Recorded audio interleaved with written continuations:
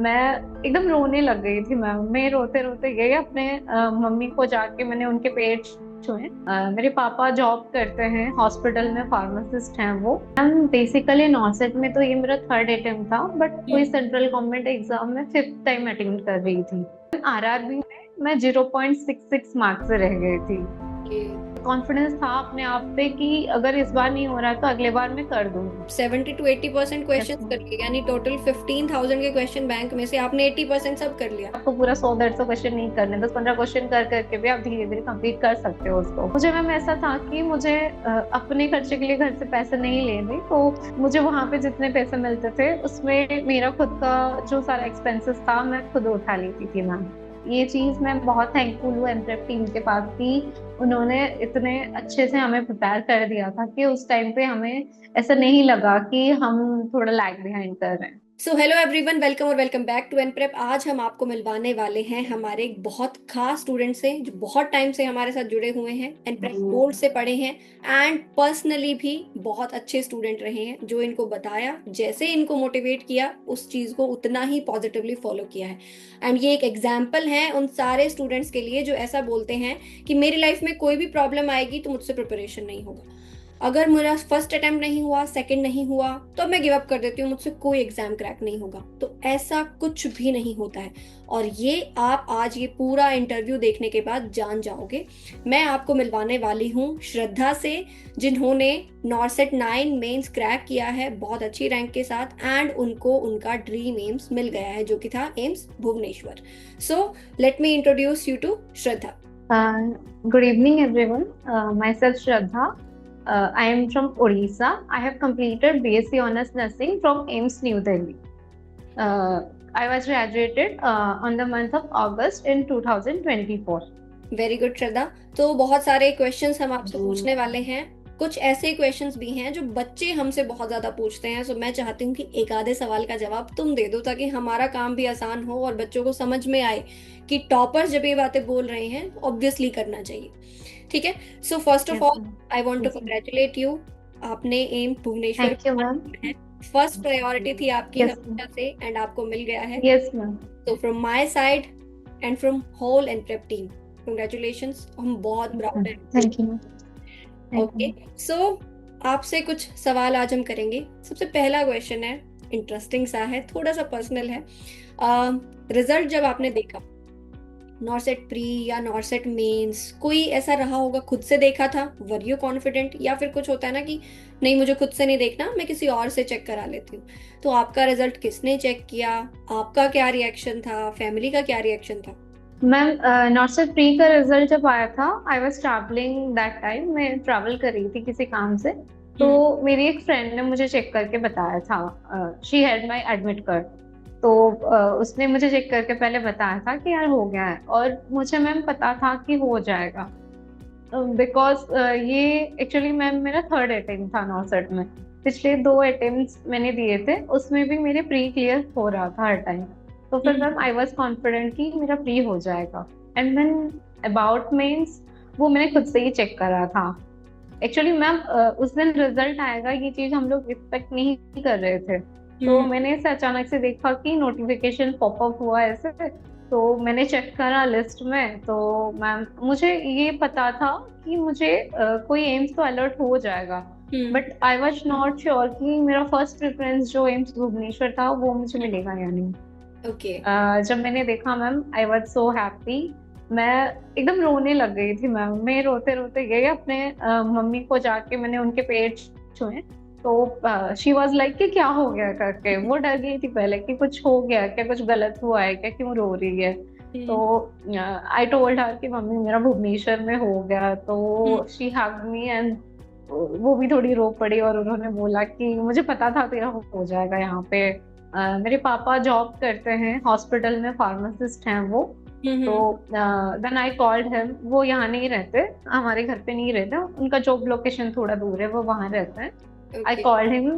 मैं रोते रोते उन्हें कॉल की थी, तो ही वाज आल्सो वरीड कि क्या हो गया करके। हम्म। सो जब मैंने उन्हें बताया तो ही वाज लाइक, वो ऑलरेडी मुझे हर टाइम पे बता रहे थे कि तेरा हो जाएगा, तेरे हम्म। रैंक पे तुझे एम्स भुवनेश्वर मिल जाएगी। तो फिर then he was also happy ma'am कि हाँ एटलीस्ट। और मैम मैं बहुत रिलीव फील कर रही थी कि मुझे फिर से और नॉर्सेट नहीं देना अपने घर के पास आने के लिए। ओके, मतलब कि अब हो गया है मेरी तरफ से, मुझे जितना पढ़ना था मैंने पढ़ लिया, अब और मन नहीं कर रहा है। Yes ma'am. Yes ma'am. तो जितना आपके पेरेंट्स आप पे प्राउड हैं, उतना ही हम लोग भी प्राउड हैं, है ना? जितना थैंक यू। स्टूडेंट को खुशी यस होती मैम। है, उतना ही ज्यादा टीचर को खुशी होती है जब आप क्रैक करते हैं, तो that yes is very good thing. So family को आपके ऊपर बिलीव था हमेशा से कि नहीं, ये कर ही लो। Yes ma'am. बट यस कभी मैम। कभी ऐसा होता है, यस मैम। कुछ मोमेंट्स ऐसे आते हैं जब हमारा बिलीव अपने आप से जाने लग जाता है। जैसे आपने बताया कि मेरा थर्ड अटेम्प्ट था, yes ma'am. But yes ma'am. Many students yes tend to ma'am. Give up. ऐसा सोचते हैं कि फर्स्ट नहीं हुआ तो सेकंड क्यों दूं, सेकंड नहीं हो पाया तो हम्म। सोचते हैं कि नहीं, जब तब मेंस नहीं निकला तो अब कैसे निकलेगा। तो what do you yes think, ma'am. ऐसा क्या रहता है कि आपने जो पहले दो अटेम्प्ट्स में कोई ऐसी गलती की थी जो आपने थर्ड अटेम्प्ट में नहीं की, जिसकी वजह से ये निकला? या फिर कोई ऐसी चीज है जो आपने इम्प्रूव की या कुछ ऐड ऑन किया? या फिर ऐसे स्टूडेंट्स जो गिव अप कर देते हैं, उनको क्या करना चाहिए? मैम बेसिकली नॉर्सेट में तो ये मेरा थर्ड अटेम्प्ट था, बट कोई हम्म। सेंट्रल गवर्नमेंट एग्जाम में फिफ्थ टाइम अटेम्प्ट कर रही थी। ओके। मतलब मैंने इससे पहले दो बार नॉर्सेट का एग्जाम दे दिया था, नॉर्सेट 7 एंड 8। हम्म। एंड मैंने एम्स का सीआरई जो आया था हम्म। 2024 वाला सीआरई जो फैब में हुआ था, तो मैंने वो वाला भी अटेम्प्ट करा था सीआरई, और आरआरबी 2024 भी अटेम्प्ट करा था मैंने। हम्म। मैम सीआरई में थोड़े कम रैंक मेरे रह गए, मतलब बहुत खराब भी नहीं हुआ था, बट मुझे कुछ इंस्टीट्यूट अलॉट नहीं हुआ। And hmm. मैम आरआरबी में मैं 0.66 मार्क्स से रह गई थी। ओके। तो मैम उस टाइम पे तो मुझे ऐसा लगा था कि मतलब ये मुझे ऐसा लगा कि थोड़े बहुत मेरी मेहनत में भी कमी हुई होगी, और लक वाला फैक्टर भी मैम मुझे लगा कि थोड़ा लक फेवर में नहीं आया, तो इसलिए 0.66 मार्क्स से मैं रह गई थी। हम्म। और मैम मुझे हर टाइम से ये कॉन्फिडेंस था अपने आप पे कि अगर इस बार नहीं हो रहा है तो अगले बार मैं कर दूंगी मैम। बिकॉज मैंने जैसे स्टार्टिंग में बताया था कि I am from AIIMS new Delhi. तो बाकी मतलब मैंने अपने सारे सीनियर्स का भी देखा था कि उनका अगर एक बार नहीं निकल रहा है तो 2-3 अटेम्प्ट में सबका निकल जाता है। तो आई वॉज कॉन्फिडेंट कि अगर मेरे सेम इंस्टीट्यूट से पढ़ के, सेम टीचर से पढ़ के इन लोगों का हो रहा है तो मेरा भी हो जाएगा। ठीक यस है, ma'am. Good. Okay. Yes ma'am. तो आपका इंस्टीट्यूट काफी अच्छा रहा है जहाँ से आपने नर्सिंग की है। So do you think it matters कि कॉलेज में आप क्या पढ़ाई करते हैं, आपका कैसा एक्सपोजर रहता है, उसका कितना बेनिफिट बच्चे को मिलता है आफ्टर द कॉलेज? जैसे बहुत सारे बच्चे ऐसा होते हैं कि सोचते हैं कि जब कॉलेज कंप्लीट हो जाएगा तो 6 महीने प्रिपेयर करके मैं क्रैक कर लूंगा, है ना? ऐसा सोचते हैं। So what do you think about this issue? Yes ma'am. बहुत इशू ट्रेंडिंग में है ये इशू कि बच्चे सोचते हैं साथ में पढ़ूं कॉलेज के या बाद में पढ़ूं। सो आपको क्या लगता है, अगर आपके पास कॉलेज में फर्स्ट ईयर से ही एक ऐसा रिसोर्स होता जो आपको सारी चीजें तभी से क्लियर कर देता कि आपके साथ बाद में क्या होने यस वाला है, मैम। तो क्या वो आपके लिए बेनिफिशियल रहता आफ्टर नर्सिंग? मैम इस पॉइंट पे मैं ये बोलना चाहूंगी कि अगर हम कॉलेज में हैं फर्स्ट ईयर में, और फर्स्ट ईयर से ही हमें कोई प्रॉपर रिसोर्सेज मिल रहे हैं जो हमारे लिए यूजफुल हो, एंड हमें प्रॉपर गाइडेंस मिल रहा है कि हम उस रिसोर्स को कैसे यूटिलाइज करें, तो हम्म। वो हमारे लिए बहुत ज्यादा बेनिफिशियल होगा मैम। मैम मेरे कुछ फ्रेंड्स थे जो actually second year third year से अच्छे से प्रिपेयर करना चालू कर दिए थे। उन लोगों हम्म। का कॉलेज से निकलते ही जो फर्स्ट नॉर्सेट हुआ, NORCET 7, ma'am we graduated in August 2024, 1 August 2024। और हम्म। सितंबर में ही नॉर्सेट होता है, सबको पता है। तो मैम वो वाले नॉर्सेट में भी, नॉर्सेट 7 में भी सबका हो गया था, मतलब मोस्टली लाइक 40-50% बच्चों का तो हो गया था उसी में। हम्म। तो मैम बाद में मुझे पता चला कि वो लोग कॉलेज के टाइम पे ही काफी अच्छे से प्रिपेयर कर रहे थे। उन्होंने या तो कोई कोचिंग का प्लेटफॉर्म ज्वाइन किया था, या फिर बुक्स सेल्फ स्टडी भी जो लोग करते थे, उन्होंने 2-3 बुक तो ऑलरेडी कंप्लीट कर ही दिया था उतने टाइम पे। हम्म। तो मैम उनका उस वजह से हो गया। तो इस पॉइंट पे मैं ये बोलना चाहूंगी कि कॉलेज के टाइम पे बच्चों को एक तो क्लिनिकल एक्सपोजर अच्छे से लेना है ma'am. Hmm. In my case बहुत सारे क्वेश्चंस मुझे ऐसे देख के लगे कि मैं बुक से पढ़ के जितना मतलब मेमोरी रिटेन नहीं कर पा रही हूँ, उससे ज्यादा मैंने क्लिनिकल एक्सपोजर से सीखा है मैम। हम्म। वहां पे क्लिनिकल्स में हम चाहते हैं, जो चीज हम देखते हैं, जो प्रोसीजर हम खुद से करते हैं, या फिर किसी और को हमारे सामने परफॉर्म करते देखते हैं, फिर हम क्यूरियस हो जाते हैं उसके बारे में जानने के लिए। फिर मैं हम्म। उस प्रोसीजर के सारे स्टेप्स, सारे गाइडलाइंस, उसमें क्या किस चीज में इंडिकेटेड है, वो कॉन्ट्रा इंडिकेटेड क्यों है, कोई ड्रग्स देखते हैं तो उनके side effects, indication, Contra indication वहीं पे हमारे क्लियर हो जाते हैं, क्योंकि हम वहीं पे उसके बारे में सर्च करने लगते हैं और रूम पे आके हम बुक्स में पढ़ते हैं मैम उसके बारे में। हम्म। तो मैम मुझे लगता है कि क्लिनिकल एक्सपोजर बहुत जरूरी चीज है। मैम रिसेंटली मैंने अपने जूनियर्स को कुछ कुछ को देखा है जो कि मतलब ट्राई करते हैं कि इंटर्नशिप के टाइम पे मैं ज्यादा मतलब क्लिनिकल में काम ना करूँ, और और मैम बैठ बुक्स के रूम वगैरह पे लेके पढ़ चले लो। जाते हैं, वहीं पढ़ने लग जाते हैं।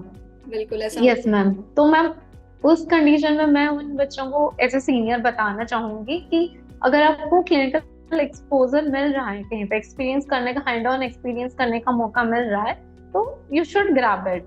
लाइक वो चीज आपको बाद में नहीं मिलेगी। एक तो वो चीज आपको, आप जब ज्वाइन करोगे एम्स में कोई, तो वहां पे आपको हेल्पफुल रहेगा वो चीज, है। क्योंकि आपको करना वही चीज है आके क्लिनिकल्स में, एम्स में। हम्म। दूसरी चीज ये है कि वो खुद से करा हुआ, अपने आंखों से देखा हुआ चीज ज्यादा मेमोरी में रिटेन रहता है, इस कंपैरिजन टू पैसिव स्टडी आप पढ़ रहे हो। So what about the students जिनके पास क्लिनिकल एक्सपोजर नहीं होता, उनके लिए क्या बेनिफिशियल रहता है? जैसे आपने एम्स दिल्ली से किया है एंड कोई भी स्टूडेंट है एम्स का, यस उनको मैम। मिल जाता है exposure, but what about the students? Yes ma'am. Most of 70-80% students ऐसे कॉलेजेस से नर्सिंग करते हैं जहाँ पे कोई एक्सपोजर नहीं होता और कोई स्पेसिफिक उनको बताता ही नहीं है कि उनको क्या करना है। सो उन स्टूडेंट्स के लिए क्या बेनिफिशियल रह सकता है? मैम उन स्टूडेंट्स के लिए मैं ये बता पाऊंगी कि पहली बात ये है कि जितना उनको एक्सपोजर मिल रहा है वो कोशिश करें उसका पूरा यूटिलाइज करें। और हम्म। अगर एक्सपोजर नहीं मिल पा रहा है फॉर व्हाटसोएवर रीजन, तो उनको कुछ यूट्यूब वीडियोस प्रोवाइड कराते हैं, कुछ कुछ चैनल्स, या फिर उन्होंने अगर कोई कोचिंग ज्वाइन करा है तो वहां पे भी कुछ कुछ प्रोसीजर्स के बारे में उनको सिखाया जाता है। जैसे कि मैम एंट्रेप में मैंने देखा था काफी सारे ऐसे प्रोसीजर बेस्ड भी हैं वीडियोज, जहाँ पे मतलब टीचर्स हमें प्रोसीजर करके दिखाते हैं, या फिर उस प्रोसीजर में यूज हुए इंस्ट्रूमेंट्स के बारे में पूरा अच्छे से हमें बताते हैं कि how to do this thing, how to do this thing, and the equipments used in that procedure, उसके बारे में एक एक चीज हमें बताई जाती है। एंड मैम जैसे एनाटॉमी फिजियोलॉजी में आपकी क्लासेस होती थी, उसमें पूरा 3D मॉडल से दिखाया जाता था कि कहाँ पे क्या है। मैम 2D में पिक्चर देख के समझना वो चीजें थोड़ी डिफिकल्ट है, but when we visualise it in 3D, तो मैम एनिमेशन के द्वारा हमें अच्छे से समझ आती है उस चीज को कि कैसे कहाँ पे क्या चीज है और कैसे कोई चीज वर्क कर रही है। तो मैम उनके लिए मैं ये बताऊंगी, इफ पॉसिबल तो आप कॉलेज के साथ साथ ही कोई कोचिंग ज्वाइन कर लीजिए। इसके साथ ये होगा कि आपका कॉलेज खत्म होने तक आपके बेसिक थ्योरीज जो हैं और क्लिनिकल एक्सपोजर वाले पार्ट भी जो हैं, जो आपको नहीं मिल पा रहा है फ्रॉम कॉलेज, वो चीज भी आपका कवर हो जाएगा। Okay Shraddha, thank you so much. बहुत अच्छे थॉट्स हैं आपके एंड काफी मेच्योर थॉट्स हैं, है ना, जो बाकी बच्चों को भी फॉलो करने की जरूरत है कि कॉलेज के टाइम से ही पढ़ना शुरू कर दो तो बाद में आपको दिक्कत आएगी नहीं और आप कर सकते हैं। फर्स्ट यस अटेम्प्ट में भी आप क्रैक कर सकते हैं अगर आपने टाइम से प्रिपरेशन स्टार्ट कर। Yes ma'am. मेरे काफी दोस्तों ने करा है, मेरे सीनियर्स ने भी काफी करा है मैम। इट्स पॉसिबल कि कॉलेज के साथ साथ आप पढ़ लो तो फर्स्ट अटेम्प्ट पे भी आप क्रैक कर सकते हो। बिल्कुल। ओके। सो कुछ क्वेश्चंस आपकी प्रिपरेशन से रिलेटेड, क्योंकि बच्चों को सबसे ज्यादा डाउट उसी में रहता है। सो आपने कैसे यस मैम। प्रिपेयर करना स्टार्ट किया था, कब आपने स्टार्ट किया, एंड आपने रिसोर्स जो आपको मिला था, आप एनप्रेप गोल्ड बैच के सब्सक्राइबर थे, सबसे बेस्ट तरीके से आपने उसको कैसे यूटिलाइज किया? क्योंकि सब्सक्रिप्शन सब लोग ले लेते हैं बट उस रिसोर्स को अच्छे से यूज करना वो सबसे इम्पोर्टेंट रहता है। तो आपने कैसे यूज किया और कौन सी ऐसी चीजें थी जो आपको अच्छी लगी या बाकी जगह से अलग लगी? एमट्रेप का गोल्ड बेस्ड यूजर थी मैं, तो उसके दौरान मुझे काफी हेल्प मिली है। एमट्रेप गोल्ड बेस्ड का एक तो पहला फायदा ये है कि one on one mentorship provide की जाती है। पूजा मैम के साथ मेरा सेशन हुआ था, एंड कौशिक सर के साथ भी मेरा सेशन हुआ है वन ऑन वन मेंटोरशिप के दौरान। और सर के साथ हम लोगों का मतलब सर के अंडर डायरेक्ट सुपरविजन में भी हम लोगों ने काफी इम्प्रूवमेंट करी है, अपने स्कोर में काफी इम्प्रूवमेंट करी है, और हमारे नॉलेज भी काफी एनहांस हुआ है उस हम्म। चीज में। हम्म। एंट्रेप गोल्ड में जो हमें रैपिड रिवीजन के क्लासेस मिलते थे, जिस टाइम पे मैं पढ़ पढ़ के थोड़ा, मुझे ऐसा लगता था कि अब मैं थोड़ा बोर हो गई हूँ या फिर बहुत हेक्टिक हो रहा है, तो मैं हम्म। उस टाइम पे सर के जो रैपिड रिवीजन क्लासेस थे उसको मैं 2x स्पीड पे देखती थी। तो बहुत कम टाइम में फिर वो आधे टाइम पे वो खत्म हो जाता था, तो एक एक दिन में कम से कम मैं 4-5 वीडियोस वैसे 2x स्पीड में देख लेती थी। एंड मैम मैंने क्वेश्चन बैंक जो है वो क्वेश्चन बैंक के मोस्टली मतलब 70% के आसपास क्वेश्चन तो मैंने कर दिए थे। क्वेश्चन बैंक में जितने क्वेश्चंस है वो क्वेश्चंस बहुत अच्छे हैं मैम, और उसमें रैशनल भी प्रोवाइड किया जाता है। तो फिर मतलब एक क्वेश्चन बैंक अगर हम कंप्लीट करें उसका रैशनल देख दें तो वो पूरा टॉपिक कवर हो जाता है, क्योंकि रैशनल में अलग अलग पॉइंट्स मिल जाते हैं related to that topic. And ma'am जो नॉर्मल ये क्लासेस थे, जैसे मतलब रैपिड रिवीजन के अलावा बाकी रिकॉर्डेड क्लासेस थे, उन सबको भी जिस जिस टॉपिक में मुझे डाउट होता था उसको मैं 2-3 बार वापस रिवाइंड कर करके भी थोड़ा देख लेती थी, तो वो चीजें कवर हो जाती थी। एंड मैम एक मतलब डेली टेस्ट में देती थी हर दिन का। और सर ने हमें ऐसे बताया था, कौशिक सर ने, कि हमें एक मैजिक नोटबुक बनानी है। उसमें हम अपने जिस टॉपिक में हमें कुछ डाउट लग रहा है, कोई क्वेश्चन गलत हुआ है, वो वाला पॉइंट हम उसी में लिखते थे। मेरी एक कॉपी भर गई थी मैम और दूसरी वाली आधी हो गई थी। मैं बहुत मेरी हैंडराइटिंग बहुत छोटी छोटी है, मेरी वो एक कॉपी जितनी भर जाती थी वो मतलब बाकी लोगों के 2 कॉपी के बराबर है मैम। तो मतलब बहुत सारे इंफॉर्मेशन मैंने गैदर कर लिया था, तो उससे ये फायदा हुआ मुझे। मैं जब रिवाइज करने गई तो मतलब प्री और मेंस के बीच में जो 2 हफ्ते का गैप रहता है उसी बीच में हमें सिर्फ रिवाइज करना रहता है, तो उस टाइम पे मुझे सोर्सेस ज्यादा ढूंढने नहीं पड़े, क्योंकि वो कॉपी ही पूरा इतना इंफॉर्मेशन से भर गई थी वो कॉपी, कि मैं उसी से ही रिवाइज करके गई थी पूरा। ठीक है, मतलब एक तरीके यस से मैम। आपने एक और मैम, मिस्टेक डायरी बना ली थी कि ये यस मैम, हाँ मिस्टेक डायरी टाइप का। यस, वेरी गुड, ये बहुत अच्छा है। यस मैम, सर उसको मैजिक नोटबुक बताते थे।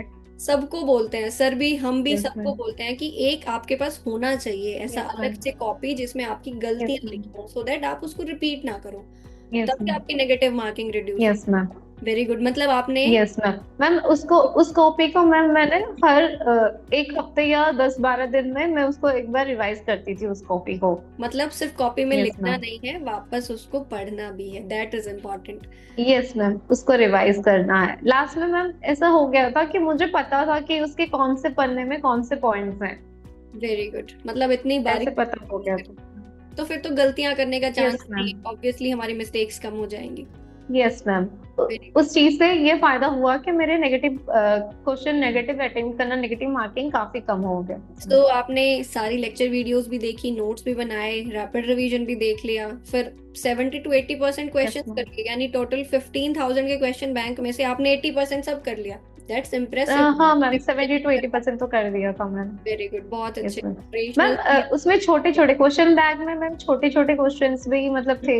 मतलब एक क्वेश्चन बैंक में एक टॉपिक से कुछ 10-15 क्वेश्चन भी कुछ कुछ में थे, कुछ कुछ में ज्यादा थे, हम्म। मतलब 40-50 टाइप के थे। तो मैम वो छोटे छोटे क्वेश्चंस वाले जो चीज है ना, मैं ऐसे नॉर्मली वर्क भी कर रही हूँ ना, तो मैं फोन पे वो चीज कर लेती थी, 5 मिनट में हो जाता था एक एक क्वेश्चन बैंक कवर। तो ऐसे ऐसे करके भी मैंने काफी चीजें कवर कर ली थी। मुझे वो चीज अच्छी लगी कि एक बार ट्राई करो तो एक टॉपिक से आपको पूरा 100-150 क्वेश्चन नहीं करने, 10-15 क्वेश्चन कर करके भी आप धीरे धीरे कंप्लीट कर सकते हो उसको। वेरी गुड, बहुत अच्छे, मतलब जितना टाइम मिल रहा है उसको हमको अच्छे से यूटिलाइज करना है, तो आप यस मैम। मैनेज अच्छे से कर लेते थे। ये भी बच्चों को बहुत इशू आता है कि टाइम कैसे मैनेज करूँ, इतने सारे नर्सिंग के सब्जेक्ट्स हैं, इतने सारे सब्जेक्ट्स को इतने कम टाइम में मैनेज करना, ये भी एक स्किल होती है, सब नहीं कर पाते हैं। तो ये भी आपने बहुत मैम किया। मैं एक चीज बताना चाहूंगी, मैं एक पार्ट टाइम जॉब भी करती थी मैम। मेरे घर के पास एक प्राइवेट कॉलेज था, नर्सिंग कॉलेज, मैं हम्म। वहां पे पढ़ाने जाती थी ma'am, as a guest faculty. तो मैं ऐसे हफ्ते में 3-4 दिन कॉलेज भी जाती थी। हम्म। एंड मैम बाकी टाइम पे मैंने मैंने ये ट्राई करा था कि जितना मुझे टाइम मिल रहा है मैं मैक्सिमम यूटिलाइज कर लूँ। मुझे मैम ऐसा था कि मुझे अपने खर्चे के लिए घर से पैसे नहीं लेने, तो मुझे वहां पे जितने पैसे मिलते थे उसमें मेरा खुद का जो सारा एक्सपेंसेस था मैं खुद उठा लेती थी मैम। वेरी गुड, बहुत अच्छे, मतलब सेल्फ इंडिपेंडेंट होना भी बहुत जरूरी होता है, कॉन्फिडेंस सब। Yes ma'am. All that matters is confidence, है ना, जितना ज्यादा हम कॉन्फिडेंट रहेंगे यस उतना मैम। हम perform करेंगे। ओके श्रद्धा, सो सारे ही क्वेश्चंस का आपने बहुत अच्छे से रिप्लाई किया है और अभी तक बच्चों को भी समझ में आ गया होगा उनको क्या करना है। बट फिर भी, जैसे आपने अभी बोला कि आप अपने जूनियर को कुछ एडवाइस करना चाहते हो कि क्लिनिकल में जाओ, ऐसा ही इफ एनीवन आस्क यू कि मुझे एनप्रेप गोल्ड क्यों चूज करना चाहिए, so in just 2 or 3 lines if you can describe कि क्यों किसी को एनप्रेप गोल्ड ही चूज करना चाहिए, बाकी और कुछ भी नहीं। मैम पहली बात तो ये है, जैसे मैंने स्टार्टिंग में बताया था, इसमें one on one mentorship provide की जाती है एनप्रेप क्लासेस में। मैम ये एक बहुत इंपॉर्टेंट चीज है। बाकी बहुत सारे जगह पे ऐसा होता है कि अगर आप ऑफलाइन कोचिंग ले रहे हैं तभी आपको वन ऑन वन मेंटोरशिप मिल सकता है। हम्म। ऑनलाइन कोचिंग में ये चीज थोड़ी डिफिकल्ट हो जाती है to provide one on one mentorship. हम डायरेक्टली मेंटोर से बात करते हैं तो मैम उससे बहुत हमारे साइकोलॉजिकल लेवल पे और हमारे प्रिपरेशन पे बहुत ज्यादा इफेक्ट पड़ता है। मैम आपके साथ काउंसलिंग सेशन का मुझ पे काफी इफेक्ट पड़ा है। सर के साथ कौशिक सर के साथ वन ऑन वन मेंटोरशिप में उसका भी काफी अच्छा इफेक्ट आया है मेरे ऊपर। और मैम जो मैं थोड़ा अंडर कॉन्फिडेंट होके कुछ नेगेटिव कर लेती थी मैम, वो चीज भी काफी कम हो गई है मेरी। एक ये पॉइंट था। दूसरा चीज मैम ये है कि अलग अलग एग्जाम के अलग अलग पैटर्न्स के मॉक टेस्ट होते हैं।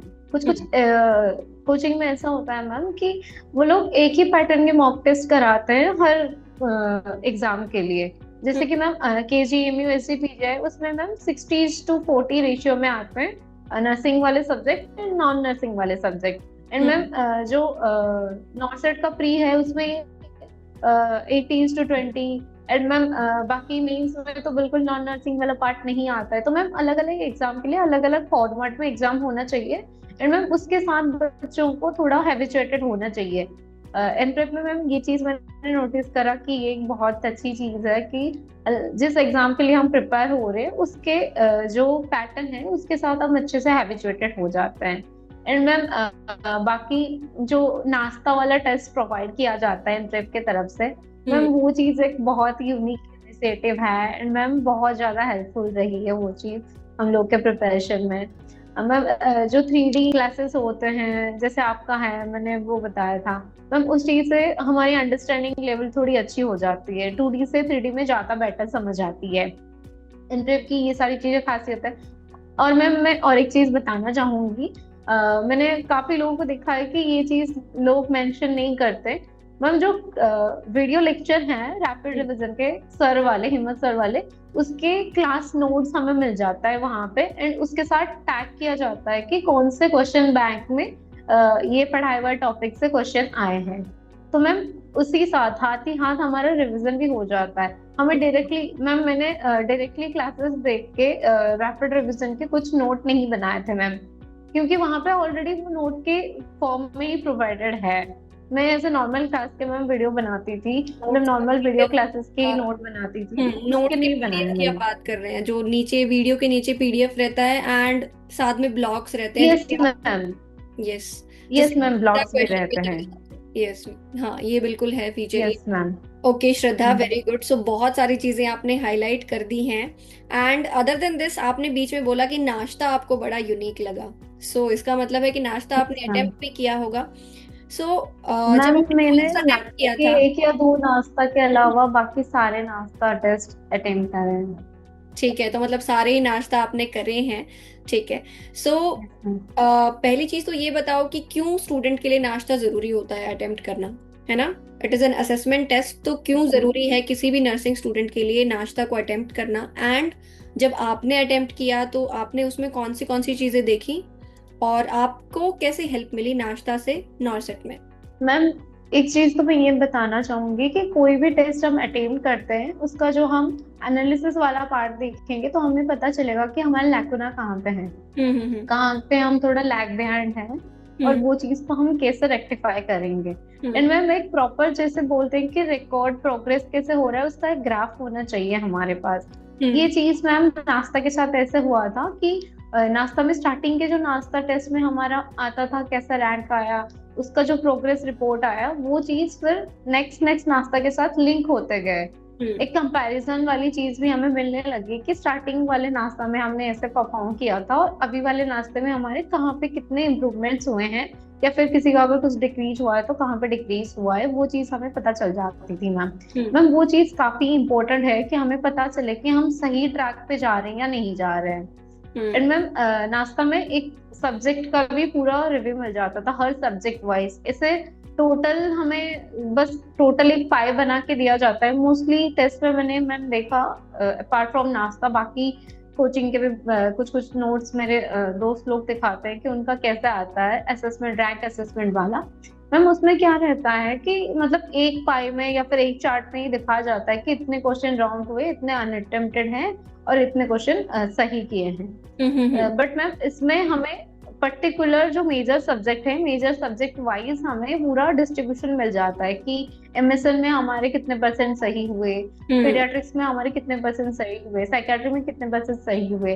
तो मैम हमें पता चल जाता है कि कौन से सब्जेक्ट को हमें ज्यादा प्रायोरिटी देनी है, ज्यादा फोकस करना है, कि उसमें हम लैग बिहाइंड कर रहे हैं और उसको हम ज्यादा इम्प्रोवाइज करें। बिल्कुल, यस मैम, मतलब ये आपको चीज पता मुझे चल अच्छी जाता है लगी। कि वीक एंड स्ट्रॉन्ग सब्जेक्ट्स आपके कौन से हैं। यस मैम, वो हमें अच्छे से पता चल जाता था, फिर उस पे ज्यादा फोकस करके ओके, वो इम्प्रूव हो जाती तो थी। कोई ऐसा एंड मैम सब्जेक्ट। उसके जो रैशनल थे, हाँ नाश्ता के जो रैशनल थे मैम वो बहुत अच्छे थे।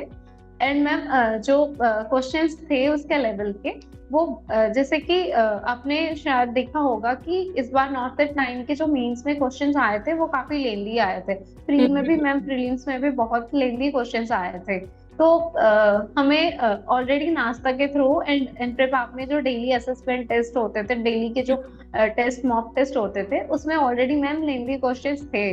तो पहले जब मैं वो अटेम्प्ट करती थी मुझे लगता था कि इतना लेंदी क्वेश्चन है तो मैं कैसे कंप्लीट कर पाऊंगी टाइम पे। मैम ऐसे भी हुआ है एक दो नाश्ता में मेरा टाइम से पहले, मतलब मेरे क्वेश्चन सारे अटेम्प्ट होने से पहले ही टाइम आउट हो गया है और पेपर सबमिट हो गया। मैम कुछ क्वेश्चन छूटे हैं मेरे, हम्म लेकिन ऐसा करते करते थोड़ा रिवाइज हो गया था। तो जैसे कि बाकी मैं एग्जाम हॉल से निकल के देख रही थी तो बाकी स्टूडेंट्स बोल रहे थे कि कुछ कुछ क्वेश्चन हर सेक्शन में हमारे छूटे हैं। हम्म प्रीलिम्स देने के बाद मैंने ये चीज नोटिस करी है। बट मैम मेरे पास एम्पल अमाउंट ऑफ टाइम था, मैंने तो एक दो बार रिवाइज भी कर लिया था, वो क्वेश्चन देख लिए थे, चेक कर लिए थे कि किसमें क्या मैंने करे हैं। मेरे पास इतने टाइम हुए थे मैम। ये चीज मैं बहुत थैंकफुल हूँ एनप्रेप टीम के पास कि उन्होंने इतने अच्छे से हमें प्रिपेयर कर दिया था कि उस टाइम पे हमें ऐसा नहीं लगा कि हम थोड़ा लैग बिहाइंड कर रहे हैं। बिल्कुल, मतलब सारी चीजें ऑलरेडी आपको प्रोवाइड की गई हैं ताकि आप एग्जाम के लिए हर यस मैम। तरीके से प्रिपेयर्ड हो। सिर्फ कंटेंट इंपॉर्टेंट नहीं होता है, यस बच्चे को मैम। बाकी चीजों के लिए भी प्रिपेयर करना होता है। उसे कितनी देर में क्वेश्चन यस मैम। है, एक्यूरेसी कैसे रखनी है, कितने क्वेश्चन अटेम्प्ट करने हैं, नेगेटिव यस मैम। कैसे कम करना है, बहुत सारी चीजें रहती हैं। एंड आई थिंक आप यस ये मैम। सारी चीजें सीख गए थे, तभी अभी यस आपको ये मैम। फाउंडेशन मिला है।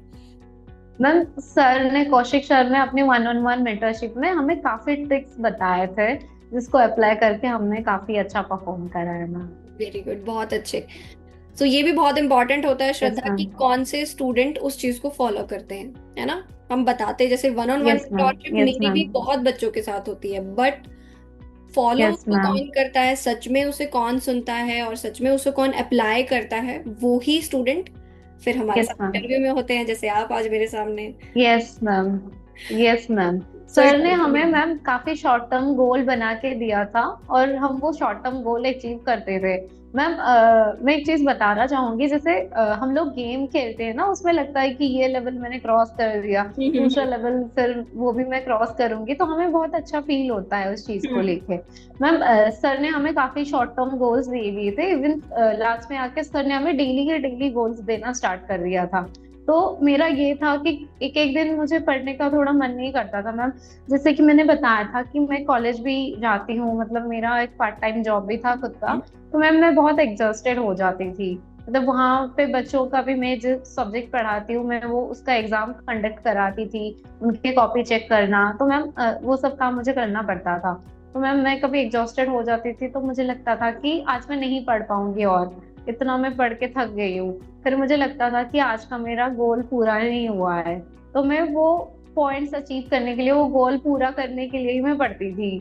वेरी गुड, यस बहुत मैम। अच्छे। मतलब आपने हर एक चीज को बहुत अच्छे से यूटिलाइज किया है जो भी आपको प्रोवाइड किया गया। सो मुझे बहुत अच्छा लगा श्रद्धा आपसे बात करके। If there is any message, thank you ma'am. Any compiled message that you want to give to the future aspirants जो अभी प्रिपेयर कर रहे हैं या अभी एनप्रेप से पढ़ रहे हैं, नहीं भी पढ़ रहे हैं, is there any compiled message जो आप बच्चों को देना चाहते हो जो उनको काम आएगा आगे एग्जाम अटेम्प्ट करने में और आपकी तरह एम्स पाने में। रिसोर्सेस आजकल मोस्टली सारे बच्चों के पास अवेलेबल है, लेकिन जैसे मैम आपने बताया था कि इसको कैसे हम अच्छे से यूटिलाइज कर पाते हैं, उस पर डिपेंड करता है कि हमारा रिजल्ट कैसा होगा। कोई भी स्टूडेंट, या तो वो एमप्रेप के स्टूडेंट है या फिर किसी और कोचिंग से पढ़ रहे हैं या सेल्फ स्टडी कर रहे हैं, जो भी है, अगर आपके कोई मेंटोर हैं तो वो आपको जो भी चीज बता रहे हैं तो आप उनको पूरा अच्छे से सुनिए, उसका यूटिलाइजेशन कीजिए। स्टार्टिंग में मे बी आपको खुद पे ट्रस्ट ना हो, लेकिन खुद पे आप सेल्फ बिलीफ रखिए, लास्ट में जाके अच्छा रिजल्ट आएगा। एंड मतलब क्वेश्चन डेली आपको प्रैक्टिस करने हैं, एमसीक्यू प्रैक्टिस आपको डेली करने हैं। चाहे थ्योरी आप डेली ना भी पढ़ो, लेकिन एमसीक्यू के साथ डेली आपको टच में रहना है।